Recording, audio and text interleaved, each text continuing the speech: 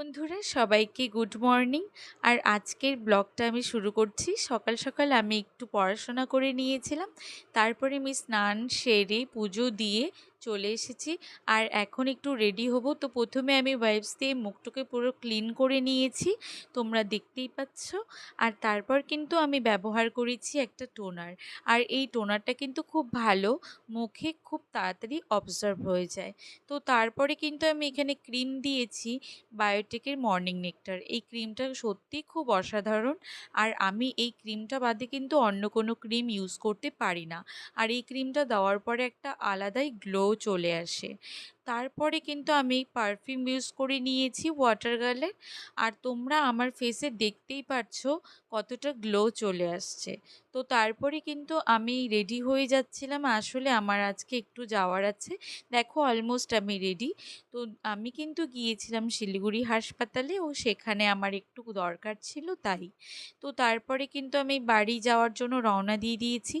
বাড়ি আসার পরে কিন্তু আমি মাকে একটু হেল্প করে দিচ্ছিলাম রান্নাতে।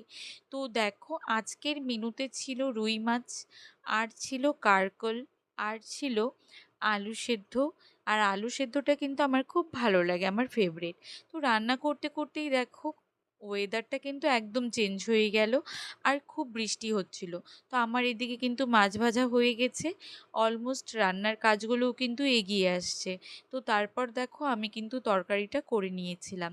তারপরে আমি সব কিছু করার পরে আমি কিন্তু এই রান্নাঘরের যা কাজ ছিল বাকি সেগুলো কিন্তু ক্লিন করে নিয়েছি। আমার দেখো সব কাজ শেষ। রান্নাঘরের কাজ কমপ্লিট করার পরে আমি কিন্তু খুব টায়ার্ড হয়ে গিয়েছিলাম। এই দেখো আমার চোখে মুখে কিন্তু সেটা প্রকাশ পাচ্ছিল।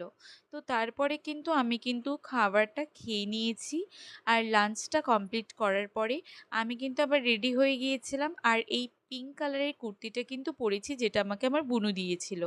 তো তারপরে দেখো এই বিকেল বেলার পরে ওয়েদারটা না হঠাৎ করে খুব সুন্দর হয়ে গিয়েছিল, একদিকে বৃষ্টি আবার একদিকে হাওয়া চলছিল, তোমরা দেখতেই পাচ্ছ। আর আমার না এরকম ওয়েদার খুব ভালো লাগে।